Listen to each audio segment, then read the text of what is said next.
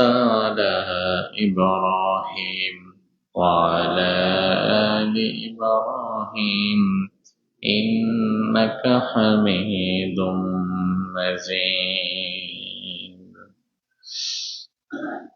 সকল প্রশংসার একমাত্র মালিককে সে আল্লাহর জন্য প্রশংসা করছি, আমরা পড়ছি আলহামদুলিল্লাহ। পড়েন আল্লাহু আকবার কাবীরা আলহামদুলিল্লাহি কাসীরা সুবহানাল্লাহি বুকরাতান ওয়া আসীলা।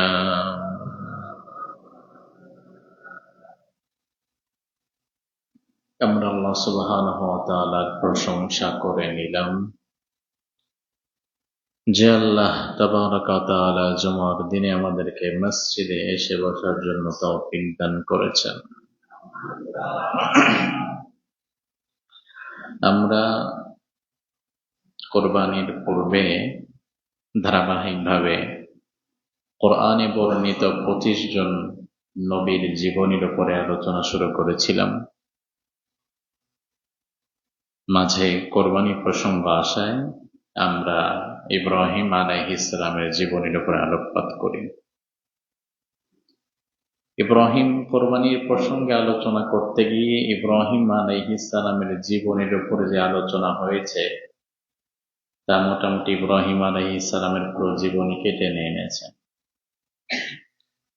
আর আজ আমরা ইব্রাহিম আলাইহিস সালামের জীবনের শেষাংশ, ইব্রাহিম আলাইহিস সালামের মৃত্যু এবং ফিলিস্তিনের সাথে ইব্রাহিম আলাইহিস সালামের সম্পৃক্ততা কি, এই বিষয়গুলো আজকে আমরা আমাদের আলোচনায় তুলে আনবো ইনশাআল্লাহ। পেছনে বলে একটা ফ্যান একটা আওয়াজ করতেছে, এটা শব্দ দূষণ হচ্ছে, মেহেরবানি করে এটা বন্ধ করে দেন। আপনারা এদিকে তাকান। ইব্রাহিম আলাইহিস সালাম,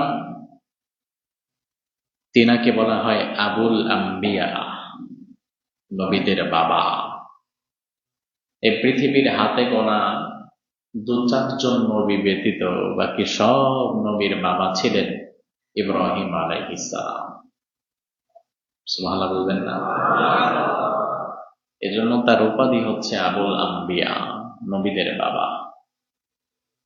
ইব্রাহিম আলাইহিস সালাম তিনি তার হায়াত খুব বেশি পান নাই। খুব বেশি বলতে আবার আমাদের চেয়ে বেশি, তবে ওই যুগ অনুযায়ী বেশি না। ইব্রাহিম আলাইহিস সালাম দুনিয়ার হায়াত পেয়েছিলেন মাত্র 175 বছর। কত বছর? 175 বছর দুনিয়ার জিন্দেগিতে হায়াত পেয়েছিলেন, আমাদের চেয়ে বেশি অবশ্যই।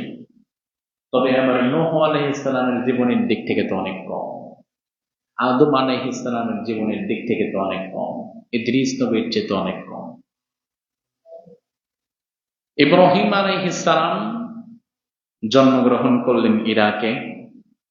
পরবর্তীতে নমরুদীয় শাসন ব্যবস্থার জুলুমের কবলে পড়ে তিনি ইরাক থেকে হিজরত করলেন। ইব্রাহিম আলাইহিস সালাম ইরাক থেকে চলে গেলেন সিরিয়া, সেখান থেকে গেলেন আরব ভূখণ্ডে, সেখান থেকে আবার চলে গেলেন ফিলিস্তিনে, এবং জীবনের শেষ 100 বছরের বেশি ইব্রাহিম আলাইহিস সালাম অবস্থান করেছিলেন ফিলিস্তিনে। সুবহানাল্লাহ। তাহলে তার জন্ম হয়েছিল ইরাকে আর মৃত্যু হয়েছিল বলা হয় না কোন দেশ? ফিলিস্তিনে। ইব্রাহিম আলাইহিস সালাম ফিলিস্তিনি ভূখণ্ডে যাওয়ার আগে দুনিয়ার কোন নবীর পা ফিলিস্তিনে পড়ে না। তাহলে ফিলিস্তিন ভূখণ্ডে সবার আগে যেই নবী হিজরত করেন ওই নবীর নাম কি? ইব্রাহিম আলাইহিস সালাম। এবার আসুন কোরআনে কারীমে বিষয়ে আমাদেরকে কি জানাচ্ছে সেটা আমরা দেখি। ইব্রাহিম আলাইহিস সালাম ইরাক থেকে যখন হিজরত করবেন হিজরতের সময় সাথে কোনো সাথী সঙ্গী পেলেন না, একাকী চলে যাবেন। মাত্র 2 জন সঙ্গী তিনি পেয়েছেন। একজন তার প্রথম স্ত্রী, তার নাম ছিল সারা। কি নাম? আর আরেকজন পেয়েছিলেন তার ভাতিজা। ভাতিজার নাম ছিল লূত। এই লূত পরবর্তীতে নবী হয়েছিলেন, কোরআনে কারিমে তার নাম এসেছে। তিনি হচ্ছেন লূত আলাইহিস সালাম। এই লূত আলাইহিস সালাম সম্পর্কে ছিলেন ইব্রাহিম নবীর ভাতিজা। কি ছিলেন? ভাতিজা।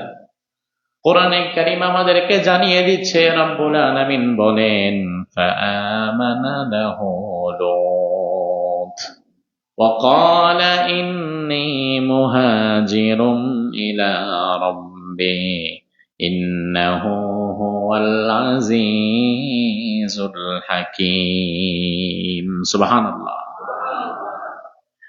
কোরআন বলছে ফাআমানা লাহু লূত, ইব্রাহিম আলাইহিস সালামের কিছু মুজিজা দেখে, যে ইব্রাহিম আগুনে পড়ছে তাও তো মরে নাই। নমরুদের আগুনে 40 দিন ইব্রাহিম জীবিত ছিল। জীবিত রেখেছিলেন কে? লূত তো ভাতিজা। তিনি চাচার এই দৃশ্য দেখে তিনি বললেন, চাচা যান, আপনার প্রতি কেউ যদি ঈমান নাও আনে, আমি আপনার ভাতিজা লূত, আমি সবার আগে আপনার প্রতি ঈমান আনলাম। এই লূত স্ত্রী সারা তাদেরকে সঙ্গে নিয়ে ইব্রাহিম আলাইহিস সালাম এবার বললেন, ইন্নী মুহাজিরুন ইলা রাব্বি, আমি আমার রবের দিকে হাঁটা শুরু করলাম। এখানে থাকবো না। এখান থেকে শিক্ষা কি? শিক্ষা হচ্ছে, যদি কোনো পরিবেশে, কোনো জায়গায় আল্লাহর কথা বলতে, দিন পালন করতে, ইবাদত করতে আপনি বাধাগ্রস্ত হন, তখন প্রথমত বাধা দানকারী জালিমদের বিরুদ্ধে আপনাকে প্রতিরোধ করতে হবে। প্রতিরোধ করে যদি জালিমদেরকে নির্মূল করা যায় তাহলে তো আলহামদুলিল্লাহ, সমস্যা নাই। আর যদি দেখেন হকের পক্ষে আওয়াজ কম, জালিম শক্তির শক্তি বেশি, তখন নিজের দ্বীন ও ঈমান হেফাজতে প্রয়োজনে সেই জায়গা ছেড়ে অন্যত্র চলে যেতে হবে। এই যে ধরেন মসজিদ, কোরআন সুন্নাহ থেকে কথা বলা, সময়ের সঠিক কথা মানুষের কাছে পৌঁছিয়ে দেওয়া, এটা একজন খতিবের দায়িত্ব, একজন ইমামের দায়িত্ব। যতদিন পরিবেশটা অনুকূলে থাকবে, কোরআন সুন্নাহর কথাগুলো নির্বিঘ্নে প্রচার করা যাচ্ছে, বাধা দেওয়ার মতো কোনো শক্তি এখানে নাই। কেউ বাধা দিলে টিকতেও পারে না।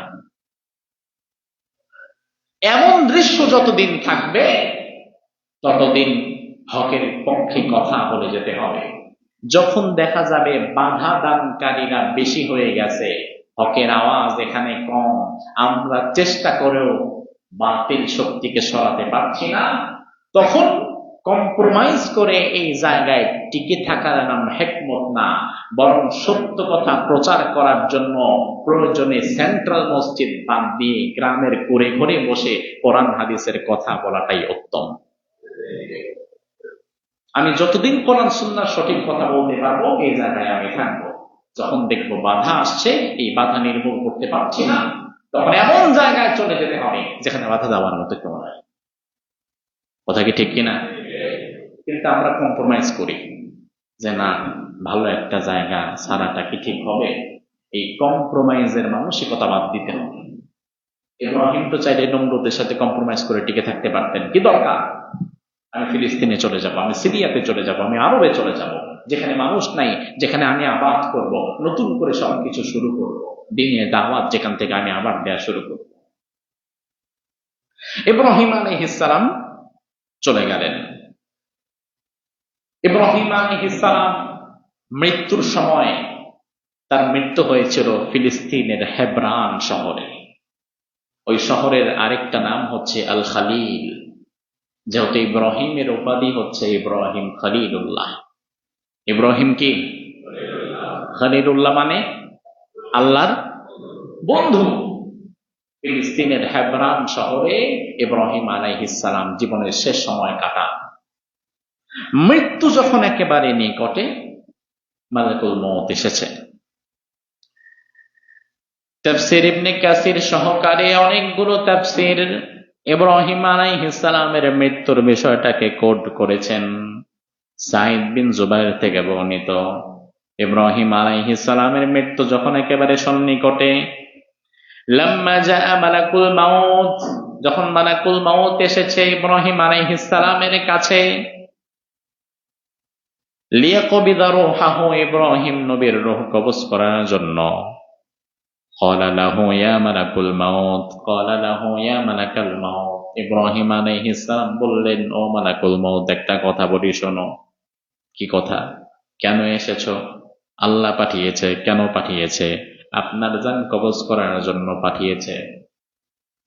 এবার ইব্রাহিম আলাইহিস সালাম বললেন, হাল রাআইতা খলিলান ইউমিতু খলিলাহু, ও মালাকুল মাউত, আমি না আল্লাহর বন্ধু?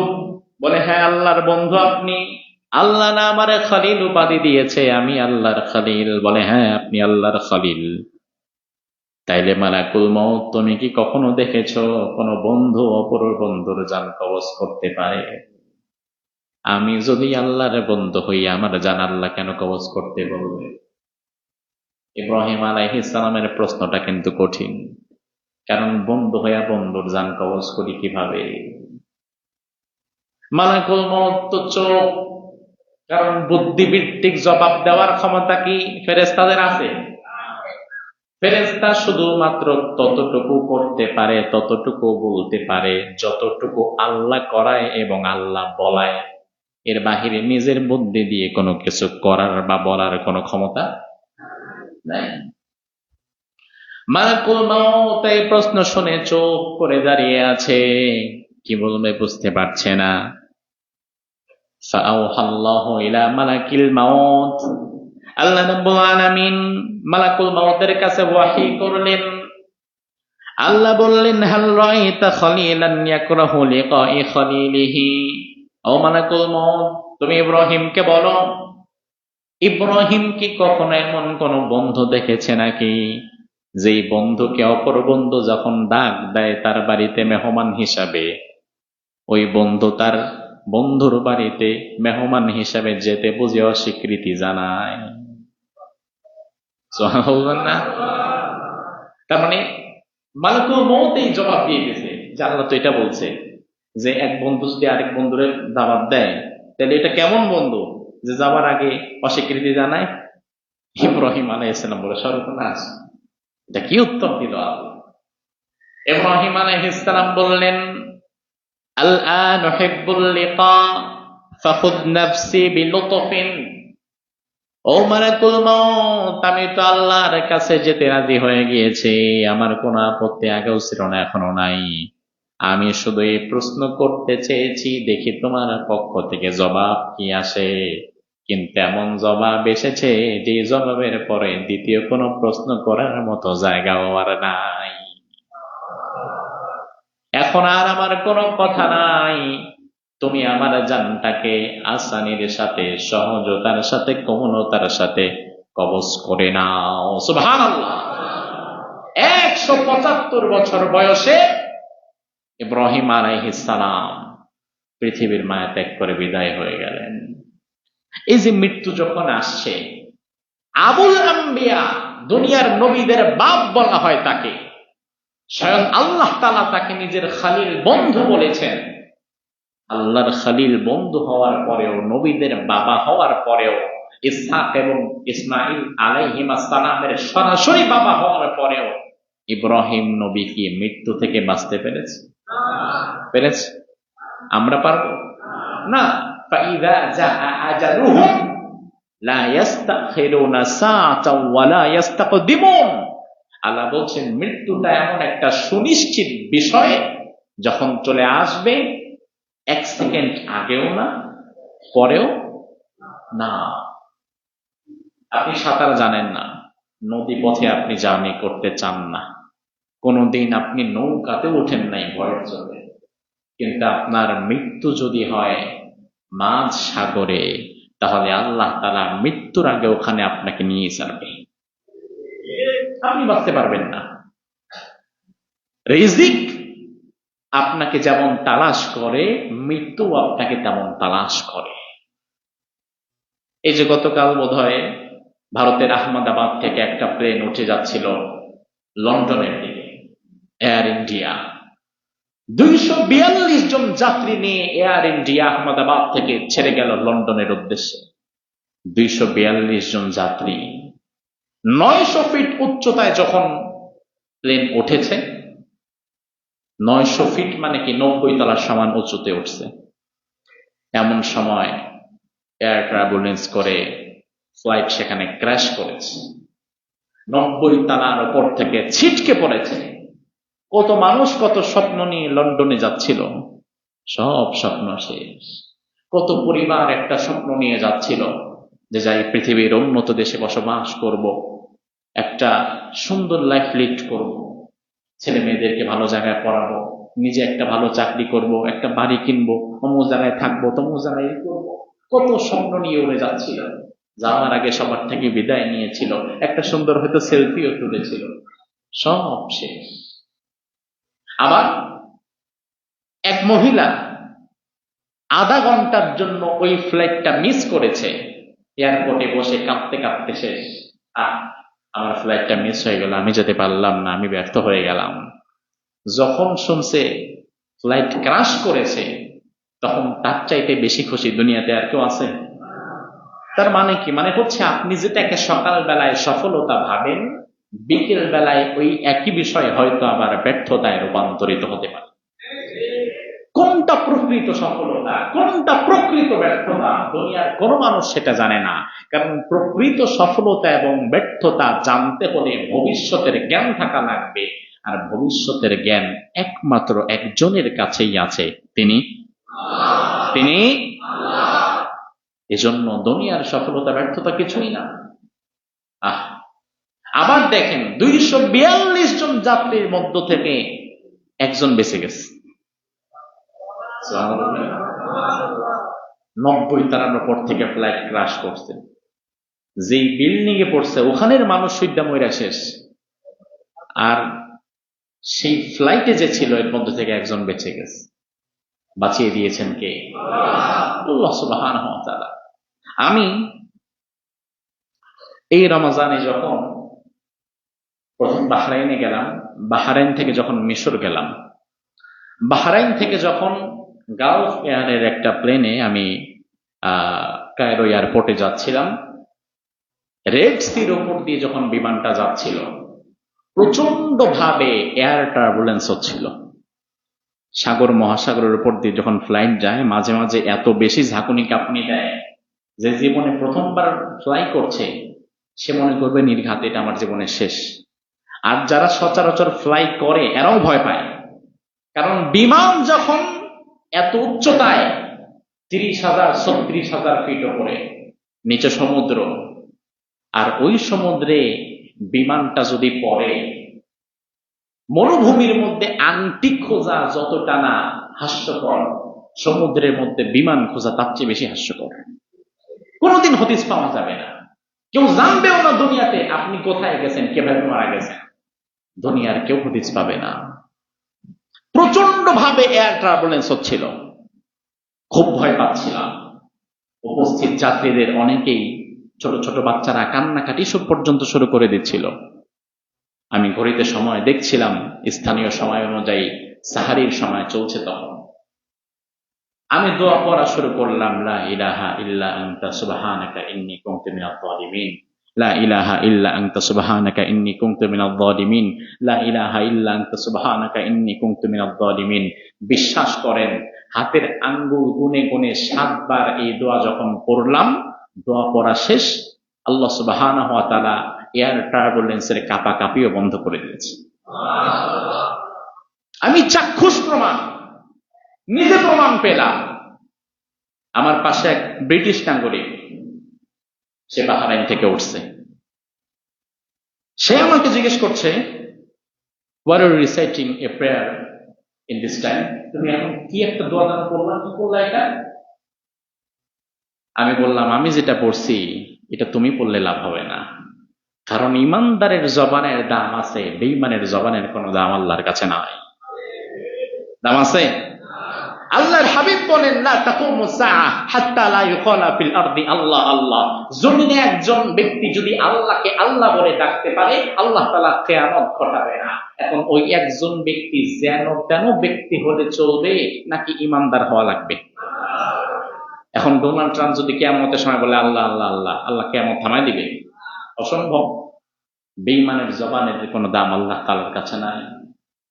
তবে ঈমানদারের জবানের এত দাম, একজন ঈমানদারের পবিত্র জবানে যদি কিয়ামত থেমে যায়, আমি চিন্তা করলাম আল্লাহ, ঈমানদারের জবানের কারণে তো আজকের এই বিপদ কেটে যেতে পারে।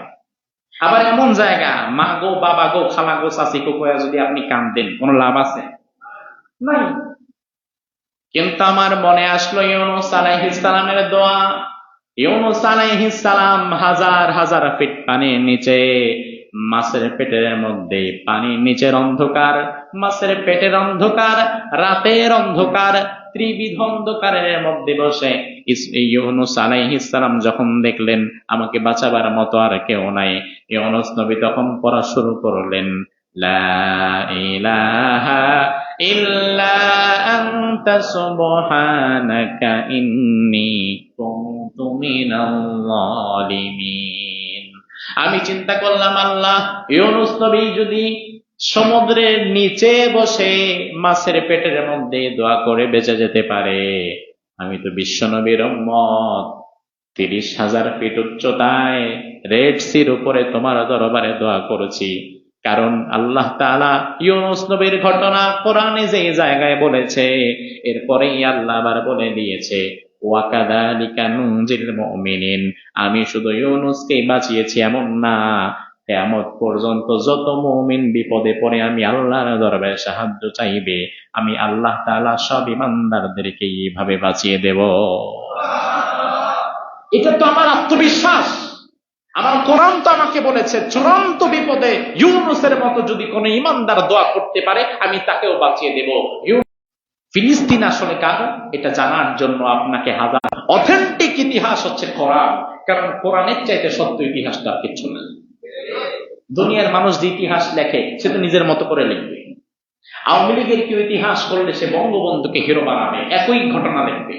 মুক্তিযুদ্ধের ইতিহাস যদি আওয়ামী লীগের কাউকে লিখতে দেন, সেখানে একমাত্র হিরো থাকবে বঙ্গবন্ধু।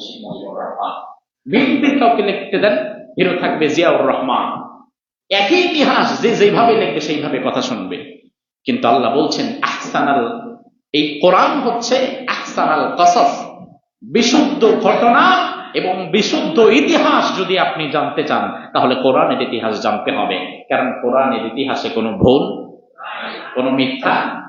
আল্লাহ বলছেন, লা ইয়াতিহিল বাতিলু মিন বাইনি ইয়াদাইহি ওয়ালা মিন খালফিহি, ডানে বামে সামনে পেছনে কোন দিক থেকে এই কোরআনের ভেতরে একটা শব্দ পর্যন্ত কেউ ভুল ঢোকাতে পারবে না। এটা পরিপূর্ণ হেফাজত করেছেন কে?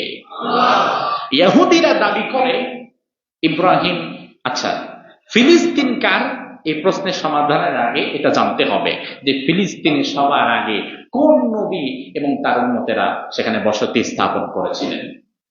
এখন ফিলিস্তিন ভূখণ্ডে সবার আগে যেই নবী হিজরত করে গিয়েছিলেন, ওই নবীর নাম আপনারা বলেন, কি নাম? ইব্রাহিম আলাইহিস সালাম। ইব্রাহিম আলাইহিস সালামের পূর্বে ফিলিস্তিনে অন্য কোন নবী যায়? এই বিষয়ে মুসলমানেরা একমত, ইহুদিরা একমত, খ্রিস্টানেরা একমত না। কথা সত্য, ইব্রাহিম এই ভূখণ্ডে আগে আসছে।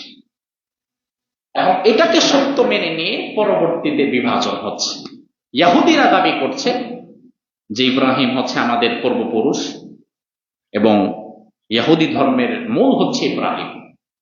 এখন যেহেতু ইহুদি ধর্মের মূল ইব্রাহিম, আমরা এই ভূখণ্ডের একমাত্র অংশীদার। আসলে ইহুদিদের কথাটা অযৌক্তিক। কারণ ইয়াহুদ শব্দটা ইয়াকুব আলাইহিস সালামের এক ছেলের থেকে এসেছে, যেটা ইব্রাহিম নবীর বহু শতাব্দী পরে। ইব্রাহিম নবীর সময় ইয়াহুদ নামক কোন শব্দেরই উৎপত্তি হয়নি। তাহলে তখন ইহুদি ধর্ম থাকবে? কথা বলে না, থাকবে না। খ্রিস্টানরা বলে না, ইব্রাহিম হচ্ছে আমাদের খ্রিস্ট ধর্মের প্রবক্তা। জিনার সিলসিলা থেকে আজ আমরা দুনিয়ার খ্রিস্টান, তার মধ্য দিয়ে ঈসা আলাইহিস সালাম এসেছে। অথচ এই কথাটাও অযৌক্তিক, কারণ ইব্রাহিম আলাইহিস সালামের ইন্তেকালের সময়ও খ্রিস্টান বলতে কোনো শব্দ ছিল না, যেটা ঈসা আলাইহিস সালামের ওয়াফাতের বহু পরে, যাকে তারা যীশু খ্রিস্ট বলে, তার ওয়াফাতের বহু পরে এই নামটা তারা নির্ধারণ করেছে। তাহলে ইব্রাহিমের সময় না ইয়াহুদি ছিল না খ্রিস্টান ছিল। এবার আসুন দেখি কোরআনে কারীমে বিষয় আমাদেরকে কি জানাচ্ছে। আমি আগেই বলেছি, দুনিয়ার মানুষের লিখিত ইতিহাস সত্য নাকি আল্লাহর বলা ইতিহাস সত্য? ভালো করে ইমানের সাথে জবাব দেন তো। কোরআনে আল্লাহ যে ইতিহাস বলেছেন, এর চেয়ে বিশুদ্ধ আর কি কোনো ইতিহাস হতে পারে? এবার আমরা যদি আল্লাহকে বলি, আল্লাহ, ইহুদিরা বলে ইব্রাহিম নাকি ইহুদি ছিল, খ্রিস্টানেরা দাবি করে ইব্রাহিম নাকি খ্রিস্টান ছিল, আল্লাহ আপনি বলে দেন ইব্রাহিম কি ছিল? আমার আল্লাহ রাব্বুল আলামিন সূরা আলে ইমরানের 67 নম্বর আয়াতের মধ্যে বললেন, মা কানা ইব্রাহিমু ইয়াহুদিয়্যাও ওয়ালা নাসরানিয়্যাও ওয়ালাকিন কানা হানিফাম মুসলিমা। সুবহানাল্লাহ। আল্লাহ বলছেন, আরে ধুর, দুনিয়ার কোন পাগল ছাগল কি বলে না বলে ওদিকে কান দেওয়ার কি দরকার? মা কানা ইব্রাহিম ইয়াহুদিয়া, ইব্রাহিম ইহুদি ছিল না, এটা আমি আল্লাহ তোমাদেরকে জানিয়ে দিই। আরো আস্তে কবেন সুবহানাল্লাহ। ওয়ালা নাসরানিয়া, ইব্রাহিম নাসারা ছিল না, খ্রিস্টান ছিল না, এটাও আমি আল্লাহ তোমাদের জানিয়ে দিলাম। তাইলে ইব্রাহিম কে ছিল? আল্লাহ বললেন, ওয়ালাকিন কানা হানিফাম মুসলিমা, ইব্রাহিম ছিলেন একনিষ্ঠ একজন মুসলমান। আপনি বলবেন মুসলমান কিভাবে? আরে বাবা, মুসলমান মানে কিন্তু শুধু মুহাম্মদুর রাসূলুল্লাহর উম্মত না। মুসলমান মানে হচ্ছে আল্লাহ সুবহানাহু ওয়া তাআলার বিধি বিধানগুলো নিজের জীবনে পৃথিবীর ইতিহাসের শুরু থেকে শেষ পর্যন্ত যারাই মেনে নিয়েছে, আল্লাহর বিধি বিধানের কাছে যারাই আত্মসমর্পণ করেছে, তারা সবাই হচ্ছে মুসলমান। তারা সবাই আল্লাহ ইব্রাহিম আলাইহিস সালামকে বললেন, ইব্রাহিম ইদ ক্বালা লাহু রাব্বুহু আসলিম, ইব্রাহিম আমি আল্লাহর বিধি বিধানের সামনে তুমি আত্মসমর্পণ করো, আসলিম ইসলামে প্রবেশ করো। ইব্রাহিম বললেন, আসলামতু লিরাব্বিল আলামিন, আকাশ এবং জমিনের রবের সামনে আমি আত্মসমর্পণ করে ইসলামে প্রবেশ করলাম। তাহলে ইব্রাহিম ইহুদি? ইহুদি খ্রিস্টান কি? মুসলমান। এরপরে ইব্রাহিম আলাইহিস সালাম বলেন, ওয়ামা কানা মিনাল মুশরিকিন, মুশরিকদের সাথে আমি ইব্রাহিমের কোনো সম্পর্ক নাই। তার মানে দুনিয়াতে যারা আল্লাহর সাথে শিরিক করবে, সে কোনোদিন আমি ইব্রাহিমের সাথে তার কোনো সম্পর্ক থাকতে পারে না। আমি ইব্রাহিমের যেমন শিরিকের সাথে সম্পর্ক নাই, আমার ছেলে যারা হবে, আমার মিল্লাত যারা হবে, আমার অনুসারী যারা হবে, তাদেরও শিরিকের সাথে কোনো সম্পর্ক থাকতে পারবে না। আবার দুনিয়ার ইহুদি খ্রিস্টান যারা শিরিকের সাথে, তাদের সম্পর্ক আছে না নাই? কি সম্পর্ক দেখেন, আল্লাহ রাব্বুল আলামিন কোরআনের মধ্যে তুলে দিয়েছেন, ওয়াকালাতিল ইয়াহুদু যায়রুন ইবনুল্লাহ, ইহুদিরা বলে ওযায়ের হচ্ছে আল্লাহ তাআলার পুত্র,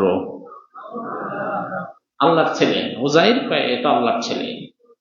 যেখানে আল্লাহর সাথে তারা শিরিক করে নাই, শিরিক করার পরে ইব্রাহিমের সাথে আর তাদের কোনো সম্পর্ক থাকতে পারে? এবার খ্রিস্টানরা বলে ওয়াকালাতিন নাসারা ঈসা ইবনুল্লাহ, খ্রিস্টানরা বলে ঈসা আল্লাহর পুত্র, ইহুদিরা বলে ওযায়ের আল্লাহর পুত্র, খ্রিস্টানরা বলে ঈসা আল্লাহর পুত্র। এবং পরবর্তী ইহুদি যারা আছে তারা বলে নাহনু আবনাউল্লাহি ওয়া আহিব্বাউ, শুধু ঈসা আর ওযায়ের আল্লাহর পুত্র না, আমরা ইহুদি খ্রিস্টান যারা আছি, আমরা সবাই হচ্ছে আল্লাহর নাতিপতি। এবার আল্লাহ রাব্বুল আলামিন কোরআনের মধ্যে বললেন, কুল হুয়াল্লাহু আহাদ আল্লাহুস সামাদ লাম ইয়ালিদ ওয়া লাম ইউলাদ ওয়ালাম ইয়াকুল লাহু কুফুয়ান আহাদ। আল্লাহ রাব্বুল আলামিন বললেন, আমি আল্লাহ এক, একক, আমার কোনো দুই নাই। আল্লাহুস সামাদ, আমি আল্লাহ সারা দুনিয়ার সবকিছু থেকে অমুখাপেক্ষী। আল্লাহু আকবার। লাম ইয়ালিদ ওয়া লাম ইউলাদ, আমি কাউকে জন্ম দেই নাই, কারো থেকে আমি জন্ম হইও নাই। ওয়ালাম ইয়াকুল লাহু কুফুয়ান আহাদ, আকাশ এবং জমিনে আমি আল্লাহর সমকক্ষ আর কেউ নাই। আল্লাহ বললেন, আমি কাউকে জন্ম দেই নাই, জন্ম হই নাই। তোমরা যাদেরকে আমি আল্লাহর সন্তানাদি বানিয়েছো, সুবহানাল্লাহি আম্মা ইউশরিকুন, এগুলা থেকে আল্লাহ তাআলা অনেক অনেক পবিত্র। তাহলে ইহুদি খ্রিস্টান যারা, তারা তো আল্লাহর সাথে শিরিক করার মধ্য দিয়ে মিল্লাতা ইব্রাহিম, ইব্রাহিমের অনুসারীদের কাতার থেকে অটোমেটিক বের হয়ে গেছে। ইব্রাহিম কি বললো? কোরবানির আলোচনায় আমরা বলেছিলাম, ইব্রাহিম আলাইহিস সালাম যখন দেখলেন চাঁদ আমার রব না, সূর্য আমার রব না, চন্দ্র আমার রব না, তখন ইব্রাহিম কিন্তু বলেছিলেন, ইন্নী ওয়াজ্জাহতু ওয়াজহিয়া লিল্লাযী ফাতারাস সামাওয়াতি ওয়াল আরদা হানিফা ওয়া মা আনা মিনাল মুশরিকিন। আমি আমার চেহারাকে আল্লাহ তাআলার দিকে ঘুরিয়ে দিলাম, যিনি আকাশ এবং জমিনের একমাত্র মালিক। ওয়ামা আনা মিনাল মুশরিকিন, আর দুনিয়াতে মুশরিক যারা হবে তাদের সাথে আমি ইব্রাহিমের কোনো সম্পর্ক নাই। এখন ইহুদিরা শিরিক করেছে, খ্রিস্টানেরাও শিরিক করেছে। শিরিক করে যদি এখন বলে ইব্রাহিম আমাদের, তাহলে কি হবে? কারণ ইব্রাহিম নিজেই বলেছে, আমি নিজেও শিরিক করি নাই, আর শিরিক যারা করবে তাদের সাথে আমার কোনো সম্পর্ক নাই। এখন দুনিয়াতে ইহুদি খ্রিস্টানেরা কখনো ইব্রাহিমের প্রকৃত অনুসারী হতে পারে না। কারণ আল্লাহ রাব্বুল আলামিন কোরআনের মধ্যে বললেন, ও নবী, আপনি দুনিয়ার মানুষকে জানায় দেন, কুল বাল মিল্লাতা ইব্রাহিম হানিফা ওয়া মা কানা মিনাল মুশরিকিন। দুনিয়াতে ইব্রাহিমের অনুসারী হবে তারা যারা এক আল্লাহর সঙ্গে অন্য কাউকে শরীক করবে না। কারণ শিরিকের সাথে ইব্রাহিম আলাইহিস সালামের কোনো সম্পর্ক ছিল না। এই দৃষ্টিকোণ থেকে দুনিয়াতে ইহুদিরাও শিরিক করেছে, উযাইরকে আল্লাহর পুত্র বানিয়েছে, খ্রিস্টানেরাও ঈসাকে আল্লাহর পুত্র বানিয়েছে, মারিয়ামকে আল্লাহর স্ত্রী বানিয়েছে, শিরিক করেছে নানান ভাবে। এই জন্য ইহুদি এবং খ্রিস্টান এরা দুই গ্রুপ ইব্রাহিম আলাইহিস সালামের অনুসারীদের কাতার থেকে বের হয়ে গিয়েছে। শুধুমাত্র আল্লাহ তাআলার জাত ও সিফাতের সাথে শরীক করে নাই, তারা হচ্ছে মুসলমান। তারা কারা? কারা? তারা শুধুমাত্র মুসলমান। এই জন্য ইব্রাহিম আলাইহিস সালামের প্রকৃত অনুসারী ইহুদি এবং খ্রিস্টানরা। ইব্রাহিম আলাইহিস সালামের প্রকৃত অনুসারী কারা? মুসলমান। আমরা হচ্ছি ইব্রাহিম আলাইহিস সালামের প্রকৃত অনুসারী। এবার আসুন, ফিলিস্তিনের সাথে মুসলমানদের সম্পৃক্ততা, ইহুদিদের সম্পৃক্ততা এবং খ্রিস্টানদের কি সম্পৃক্ততা। ফিলিস্তিনের সাথে মুসলমানদের প্রথম সম্পৃক্ততা হচ্ছে, ফিলিস্তিনে একটি মসজিদ আছে, ওই মসজিদের নাম মসজিদ আল আকসা। কি নাম? মসজিদ আল আকসা। ওই মসজিদ ইসলামের প্রথম কিবলা। রাসূল সাল্লাল্লাহু আলাইহি ওয়াসাল্লাম 16 মাস আকসার দিকে ঘুরে নামাজ আদায় করেছেন। কয় মাস? 16 মাস আল আকসার দিকে ঘুরে নামাজ আদায় করেছেন, বাইতুল্লাহর দিকে ঘুরেন নাই। এরপরে বাইতুল্লাহকে আল্লাহ তাআলা কিবলা পরিবর্তন করে দিয়েছেন। এরপরে সেই আল আকসা থেকে রাসূল সাল্লাল্লাহু আলাইহি ওয়াসাল্লামের মেরাজ শুরু হয়েছে।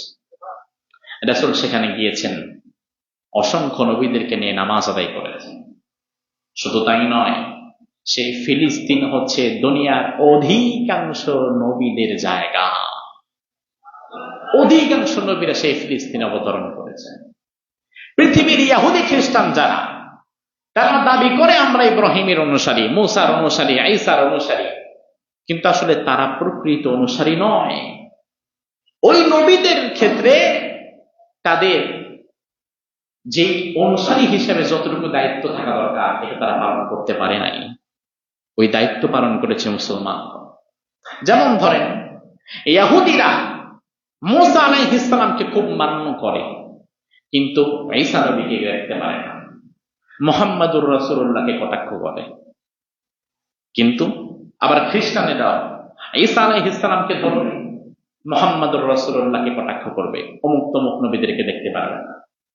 কিন্তু আমরা যারা উম্মতে মুহাম্মাদি, মিল্লাতে ইব্রাহিম, ইব্রাহিমের অনুসারী, রাসূল মুহাম্মাদুর রাসূলুল্লাহর উম্মত, আমরা পৃথিবীতে আগত যত নবী এবং রাসূল ছিলেন কাউকে আমরা খাটো করি না, আমরা সকল রাসূলের প্রতি ঈমান আনি, ঠিক না? তাহলে উম্মত হিসাবে এখানেও তো তারা ধরা খেয়ে গেছে, উম্মত হিসাবে এখানেও তো আমরা এগিয়ে আছি। আমরা নবী মূসাকে যেমন ভালোবাসি, নবী ঈসাকে যেমন ভালোবাসি, নবী ঈসাকে যেমন ভালোবাসি, নবী ইদ্রিসকে যেমন ভালোবাসি, নবী ইদ্রিসকে যেমন ভালোবাসি, নবী নূহকে যেমন ভালোবাসি, নবী নূহকে যেমন ভালোবাসি, ইব্রাহিম খলিলুল্লাহকে যেমন ভালোবাসি, আমরা প্রত্যেক নবী এবং রাসূলদের উপর ঈমান রাখি, তাদেরকে আমরা শ্রদ্ধা করি, ভালোবাসি। এখানে দাঁড়িয়ে কোনো একজন যদি এখন ঈসা নবীর নামে একটা গালি দেন, আমরা কি তাকে ছেড়ে দেব? মূসা নবীর নামে কেউ গালি দিলে আমরা ছেড়ে দিব? অথচ মুহাম্মদুর রাসূলুল্লাহর উম্মত হওয়ার পরেও সব নবীদেরকে আমরা শ্রদ্ধা করি, ভালোবাসি, সব নবীদের উপরে ঈমান আনি। অনুসারী হিসাবে ইহুদি খ্রিস্টানদের চাইতে আমরা কি পিছিয়ে নাই গিয়ে? আমরা তো এখানেও এগিয়ে আছি। তোমরা তোমাদের নবীরে বাদ দিয়ে বাকি সবাই নিয়ে গালিগালাজ করো, আমরা তো এটা করি না। এজন্য ফিলিস্তিন দুনিয়ার অধিকাংশ নবীদের পূর্ণভূমি। এজন্য মুসলমানদের হৃদয়ের সাথে ফিলিস্তিনের একটা টান আছে না না?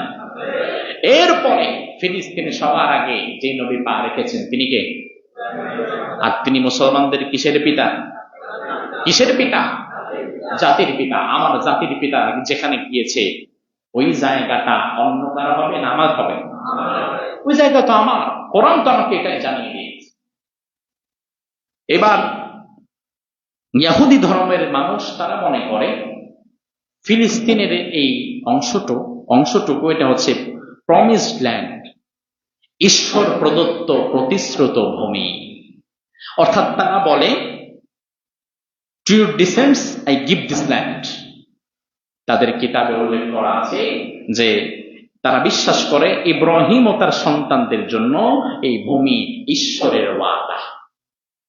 এজন্য তারা ফিলিস্তিনকে আঁকড়ে ধরে রেখেছে, তারা ইসরায়েল প্রতিষ্ঠা করছে, তারা ফিলিস্তিনিদেরকে মেরে মেরে বের করে দিতে যাচ্ছে। তারা বিশ্বাস করে এটা ঈশ্বরের ওয়াদা ইব্রাহিম এবং তার পরবর্তী সন্তানদের জন্য। আরে ঈশ্বরের ওয়াদা যদি এটা হয়, তারপরেও তো তোরা ইব্রাহিমের অনুসারী এবং সন্তান না। ইব্রাহিমের অনুসারী এবং সন্তান তো দুনিয়ার 200 কোটি মুসলমান। এরপরে ইহুদিরা আরো মনে করে এখানে আল আকসা, যেটা আমাদের প্রথম কিবলা, এই আল আকসার নিচে রয়েছে তাদের টেম্পল অফ সুলাইমান। সুলাইমান আলাইহিস সালাম একটি ইবাদতের জায়গা নির্মাণ করেছিলেন জিনদের দ্বারা। তারা মনে করে এটা সুলাইমান নবী আমাদের জন্যই নির্ধারণ করেছিলেন, আমরা ইহুদিরা এখানে ইবাদত বন্দেগী করব। এবং তারা এখন চিন্তা করছে সুলাইমানের সেই জায়গাটা, ওই ইবাদতের জায়গাটা, এটা আল আকসার নিচে। আল আকসাকে ভাঙতে হবে, ওই জায়গায় আবার নতুন করে থার্ড টেম্পল নির্মাণ করতে। ওই যে ভারতে যেমন মসজিদ ভেঙে নিচের থেকে মন্দির খোঁজা শুরু করে, ইহুদিরাও সেখানে চিন্তা করছে যে আল আকসাকে ভেঙে নিচে আগে আমাদের একটা আগের মন্দির ছিল, এটাকে আবার দাঁড় করাইতে হবে। ইহুদি, মুশরিক, খ্রিস্টান ধর্মে ভিন্ন ভিন্ন হলেও গোড়া গিয়ে দেখেন একসাথে মিলে, ষড়যন্ত্র এক। এরপরে খ্রিস্টানরা এবার মনে করে এটা হচ্ছে বেথলেহেম, অর্থাৎ ঈসা আলাইহিস সালামের জন্ম হয়েছিল সেখানে, এবং ঈসা আলাইহিস সালামের দাওয়াত ছিল জেরুজালেমে। ঈসা আলাইহিস সালামকে যেখান থেকে শুলিতে জন্ম হয়েছে ওটাও ফিলিস্তিনে। আবার খ্রিস্টানরা মনে করে এটা হচ্ছে তাদের হলি ল্যান্ড, পবিত্র জায়গা।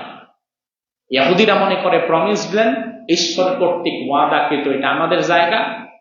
আর খ্রিস্টানরা মনে করে এটা হচ্ছে পবিত্র জায়গা, হলি ল্যান্ড। অথচ দিন শেষে ওই জায়গা ইহুদিদের নয়, খ্রিস্টানদের নয়, ওই জায়গা হচ্ছে তাদের। এটা কি গায়ের জোরে বললেন? বুঝে বললেন? গায়ের জোরে আবেগে যেটা বলবেন এটা টিকতে পারবে না কোনোদিন। কিন্তু যেটাকে বিশ্বাস নিয়ে একটি আদর্শকে ধরে রাখার জন্য বলবেন, এটা কিয়ামত পর্যন্ত টিকে থাকবে। আবেগ এবং গায়ের জোর এখন আছে তো কালকে নাই, আজকে আছে তো পরশু নাই। কিন্তু আপনি যদি একটা সত্য আদর্শকে হৃদয়ে ধারণ করে বলতে পারেন, হয়তো আপনি আল আকসার বিজয় দেখে যেতে পারবেন না, আপনার পরবর্তী প্রজন্ম হয়তো আল আকসার বিজয় দেখতে পারবে। কারণ আদর্শের মৃত্যু হয় না, ব্যক্তির মৃত্যু হয়, নেতার মৃত্যু হয়, কিন্তু আদর্শ যদি সঠিক থাকে আদর্শের মরণ হয় না। এই ফিলিস্তিনের আল আকসা হচ্ছে আমাদের সেই আদর্শ। আমরা দৃঢ়ভাবে বিশ্বাস করি এই জায়গাগুলো ছিল মুসলমানদের। কাদের? কারণ সেই জায়গায় দুনিয়াতে সর্বপ্রথম যেই নবী পা দিয়েছে ওই নবীর নাম কি? আর ইব্রাহিম আলাইহিস সালাম আমাদের কিসের বাবা? জাতির পিতা। এবং কোরআন বলেছে ইব্রাহিম ইয়াহুদিও না, ইব্রাহিম নাসারাও না, ইব্রাহিম হচ্ছে হানিফা মুসলিমা, একজন আদর্শবান একনিষ্ঠ মুসলমান। এই জন্য দুনিয়াতে যারা মুসলমান তারাই ফিলিস্তিনের প্রকৃত হকদার, ঠিক কিনা? এই জন্য আমার ভাইরা, এই কথাগুলো আমাদেরকে খুব আত্মবিশ্বাসের সাথে শুনতে হবে এবং মানতে হবে। আল্লাহ সুবহানাহু ওয়া তাআলা ফিলিস্তিনের বিজয় আমরা দেখে যেতে পারবো কিনা জানি না, তবে রব্বুল ইজ্জতি ওয়াল জালাল যেন আমাদের হায়াতে জিন্দেগিতে, এটা আমাদের কামনা। আমাদের কামনা হচ্ছে আল আকসা আমাদের সামনে বিজয় হয়েছে, মুসলমানগণ সেখানে যাচ্ছে, আল আকসার মিনার থেকে আবার আজান হচ্ছে, ভেতরে মুসলমানগণ সিজদা দিচ্ছে, ফিলিস্তিনের হাজার হাজার লক্ষ লক্ষ মানুষ শান্তি এবং নিরাপত্তার সাথে জীবন যাপন করতে পারছে, এমন দৃশ্যটা আমরা দেখে যেতে চাই, চাই কিনা? আল্লাহ সুবহানাহু ওয়া তাআলা সেই